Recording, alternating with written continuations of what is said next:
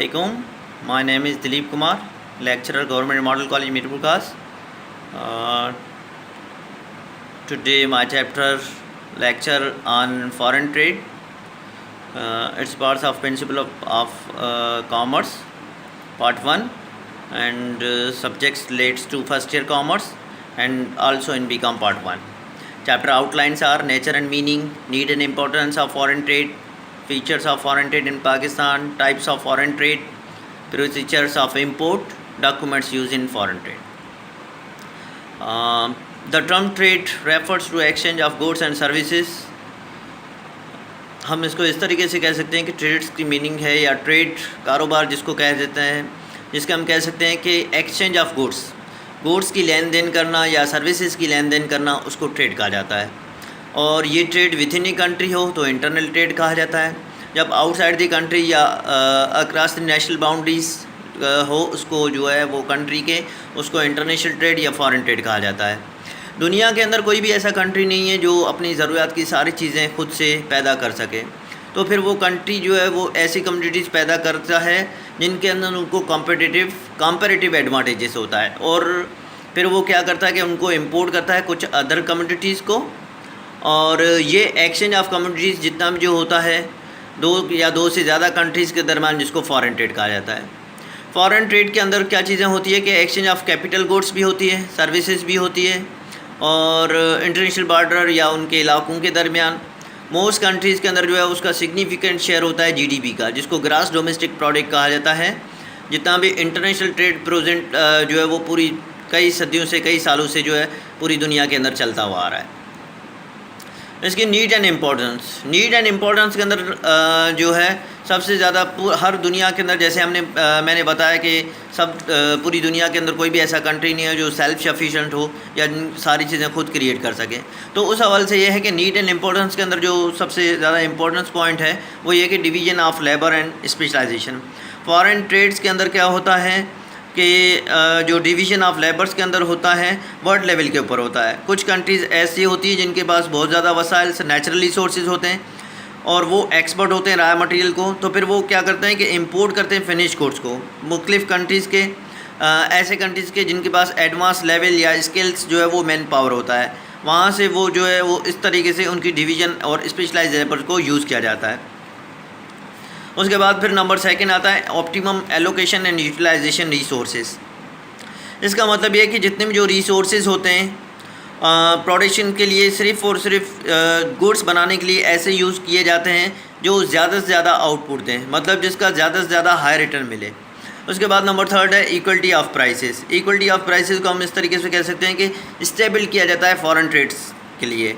मतलब वो क्या करते हैं कि डिमांड और सप्लाई को जो है वो पोजीशन को स्टेबल लेवल के ऊपर रखता है। उसका जो स्टेबल होता है तो फिर क्या होता है स्टेबलाइज होती है प्राइसेस, और उसके अंदर मतलब ट्रांसपोर्ट या मार्केटिंग एक्सपेंसेस भी इंक्लूड होते हैं और प्राइसेस जो है वो स्टेबल आ जाती है। अवेलेबल ऑफ मल्टीपल चॉइसेस का मतलब हम कह सकते हैं कि ज़ाहिर है जब फॉरेन ट्रेड की बात कर रहे हैं तो बाहर से जितनी भी जो चीज़ें आ रही है, जितनी भी जो कंज्यूमर्स हैं उनके पास मल्टीपल चॉइसेस वैराइटीज़ होती है ताकि वो बेटर से बेटर प्रोडक्ट यूज़ आउट कर सकें। Raise standard of living people. Raise standards of living people का मतलब ये होता है कि यहाँ पे हम कह सकते हैं कि जितने भी जो बाहर की अच्छी चीज़ें इस्तेमाल करते हैं, जब उनके पास वैरायटी ऑफ यूजिंग होती है तो फिर वो उनको इस्तेमाल करते हुए अपने स्टैंडर्ड को जो है वो बढ़ा देते हैं, ठीक है, क्योंकि अच्छे से अच्छी चीज़ें इस्तेमाल करते हैं। एंश्योर क्वालिटी एंड स्टैंडर्ड्स का मतलब यहाँ पे हम कह सकते हैं कि फॉरेन ट्रेड के अंदर जितने भी जो प्रोडक्ट्स बनते हैं वो हाईली कॉम्पिटिटिव होते हैं, क्योंकि वहाँ पे जो है वो जब हाईली कॉम्पिटिटिव प्रोडक्ट्स होती हैं तो उसकी डिमांड और सप्लाई जो है वो इंक्रीज़ हो जाती है।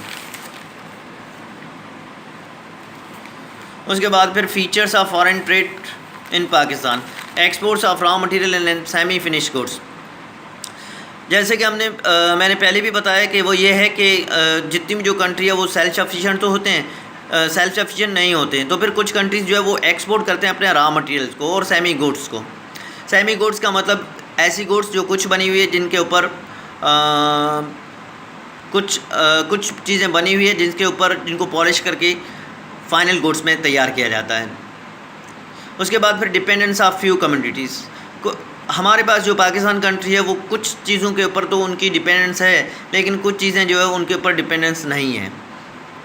लिमिटेड ट्रेड रिलेशन का मतलब ये होता है कि हमारे पास जो है वो कंट्री के अंदर जब बात की लिमिटेड ट्रेड रिलेशन का मतलब कि ज़ाहिर है जितने भी जो कंट्री है वो पूरी दुनिया के अंदर सब कंट्रीज से तो कारोबार तो नहीं होता, तो फिर क्या होता है कि उनका ट्रेड रिलेशन जो है वो बहुत कम कंट्रीज से होता है।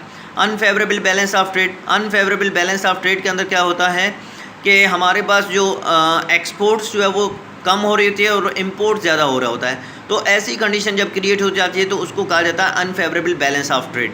इसकी वजह से भी जो है वो फॉरेन ट्रेड को डेफिसिट हो जाता है।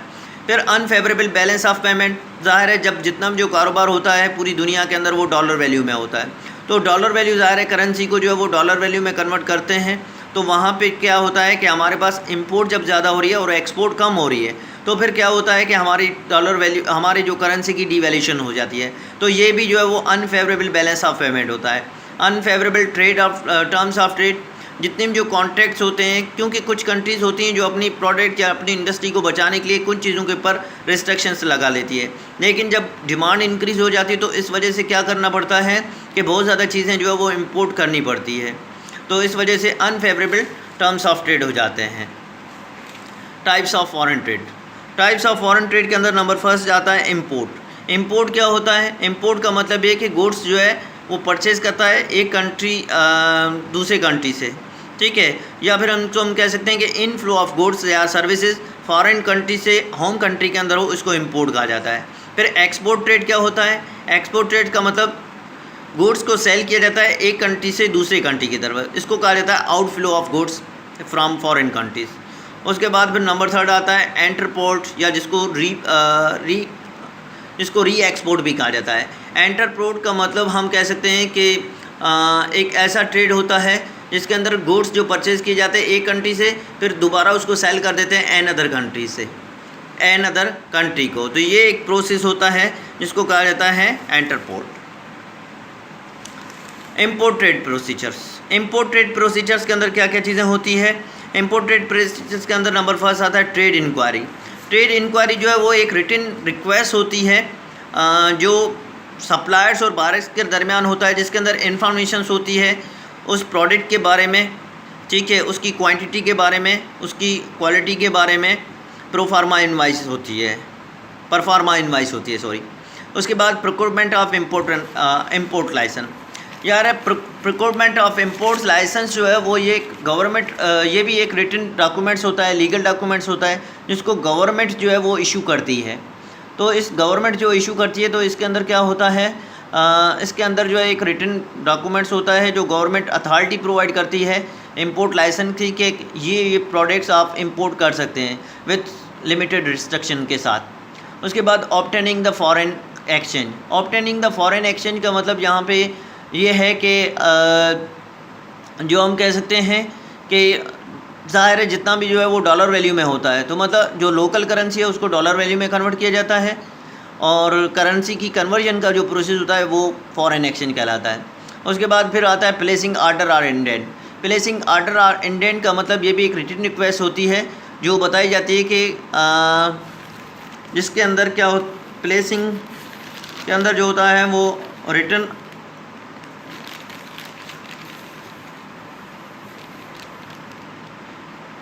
प्लेसिंग के अंदर वही होता है कि ऑर्डर और इंडेंट जो है वो एक रिटन डॉक्यूमेंट्स होता है जिसके अंदर बताया जाता है कि कौन कौन सी चीज़ें जब शिपमेंट भेज रहे होते तो उसके अंदर सारी चीज़ें होती है। उसके बाद ऑब्टेनिंग लेटर ऑफ क्रेडिट का मतलब गारंटी कि जितनी जो ये बायर और सेलर के दरमियान होती है कि भाई जो गुड्स भेजी जा रही है उसकी पेमेंट कैसे मिलेगी, लेटर ऑफ क्रेडिट किस तरीके से होगा। तो ज़ाहिर है इसके अंदर जो थर्ड पार्टी इन्वॉल्व होती है वो बैंक होती है जो लेटर ऑफ क्रेडिट इशू करती है। उसके बाद अरेंजिंग फॉर फाइनेंस, अल्टीमेटली सब चीज़ों के लिए फ़ाइनेंस बहुत ज़्यादा इंपॉर्टेंट है क्योंकि फ़ाइनेंस अवेलेबल होगा तो ये सारा इंपोर्ट का प्रोसेस इजीली हो सकता है। रिसिप्ट ऑफ शिपमेंट एडवाइस के अंदर क्या होता है कि यूजुअली एक लेटर होता है जो फर्म जो है वो एक्सपोर्टर्स को भेजता है कि उसके अंदर सारी इन्फॉर्मेशन होती है शिपमेंट के बारे में और उनके गुड्स के बारे में। इस तरीके से ये सारा प्रोसेस चलता है। उसके बाद फिर आता है retirement of import documents. Retirement of imports documents के अंदर क्या होता है कि जब शिप चली जाती है गुड्स के पास, तो यहाँ पे नेसेसरी डॉक्यूमेंट्स बनाता है as per terms and contract letter of credit के मुताबिक। उसके बाद फिर आता है एक्सपोर्ट ट्रेड प्रोसीजर्स क्या होता है, receipt of inquiry and sending quotations. Ultimately जब एक्सपोर्टर्स की बात की जाती है तो ये भी बायर और सप्लायर्स की दरमियान ही बात होती है। तो यहाँ पे वही है कि रिसेप्ट ऑफ इंक्वायरी या कोटेशंस भेजती है कि ये प्रोडक्ट्स हमारे पास अवेलेबल हैं विथ दिस रेट। उसके बाद रिसेप्ट ऑफ आर्डर और इंटेंट, इसी तरीके से एक प्रोफार्मा होता है जिसके अंदर विथ क्वांटिटी होता है, विथ प्राइस के साथ होता है। Assessing importers credit guarantee for payment वर्थनेस and securing. Ultimately यहाँ पे वही हो रहा है कि जब इम्पोर्टर्स जितनी भी एक्सपोर्टर से चीज़ें ले रहा है तो उसकी क्रेडिट गारंटी क्या है, पैसे कैसे आएंगे, क्या प्रोसेस होगा और वो पेमेंट कैसे सिक्योर होगी। ऑब्टेनिंग एक्सपोर्ट लाइसेंस भी इंपोर्ट लाइसेंस की तरह ही होता है जो गवर्नमेंट इशू करती है, और गवर्नमेंट जो है वो इशू करने के साथ साथ जो है वो एक किस्म की नेशनल गवर्नमेंट जो है वो लाइसेंस जो है वो एक सर्टिफिकेट इशू करता है, उसके साथ साथ उसको रिस्ट्रिक्शंस भी देता है कि कौन कौन सी चीज़ें एक्सपोर्ट हो सकती है, कौन सी नहीं हो सकती। Documents used in foreign trade. Number first आता है कमर्शियल इनवाइस। कमर्शियल इनवाइस जो है वो एक रिटन डॉक्यूमेंट्स होता है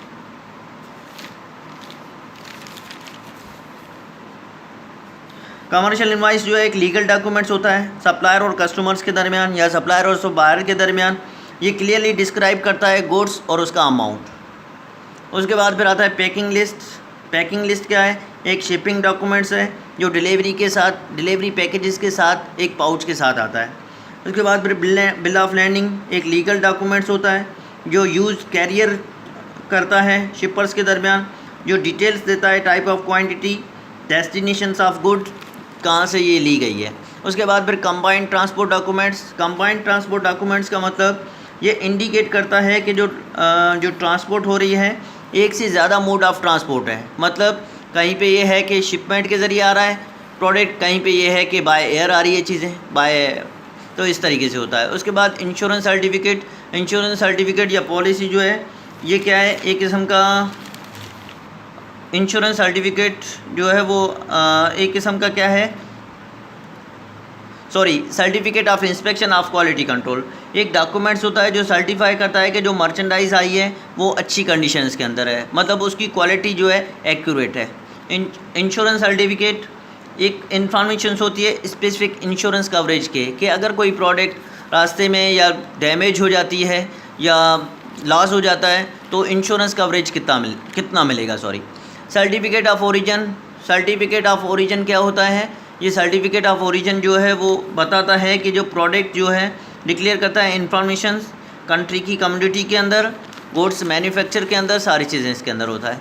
फिर आता है bill of exchange and shipment advice. ये बायर और सेलर्स के दरमियान ही होती है। अल्टीमेटली इसके अंदर बताया जाता है कि ये पेमेंट का तरीक़ेकार क्या होता है, ये पेमेंट का मूड होता है और इसके अंदर यूजुअली थर्ड पार्टी भी इन्वॉल्व होती है, बैंक